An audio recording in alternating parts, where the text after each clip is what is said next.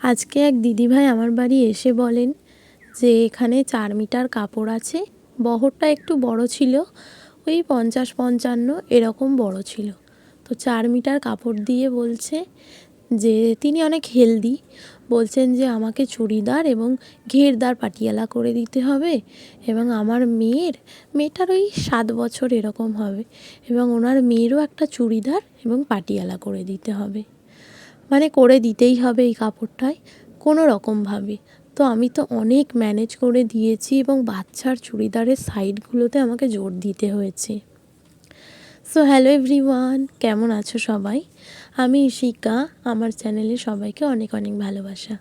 আজকে তোমাদের সাথে একটা কলারের ভিডিও শেয়ার করছি। এটা ছোট বাচ্চাদের কলার।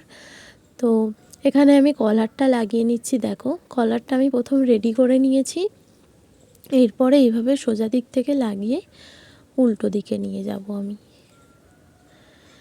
তো এই চুড়িদারটা আমি বানাচ্ছি একটা 7 বছরের বাচ্চার, এবং এরকম সেমই আমি প্যান্ট বানিয়েছি।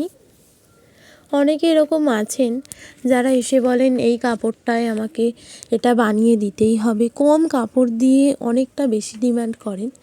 তো যারা যারা আমার মতো সেলাই কাজ করেন এবং নতুন আছেন সেলাইয়ে, তারা কিন্তু এরকম অর্ডার নেবেন না। কারণ যারা নতুন আছেন তারা ঠিকঠাক ম্যানেজ করতে পারবেন না এবং কিছু ভুল হয়ে গেলে কাস্টমার কিন্তু আপনাদেরই দোষ দেবে।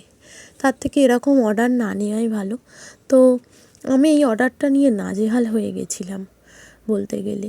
মানে যে দিদিভাইটা চুড়িদার আছে সেই চুড়িদারের গলার পট্টিগুলো আমাকে অন্য কাপড়ে দিতে হয়েছিল, কারণ আর কাপড় ছিল না। আবার কলার, আবার ফুল হাতা, দুজনারই ফুল হাতা, ওনার বাচ্চারও ফুল হাতা এবং ওই দিদিভাইয়েরও ফুল হাতা।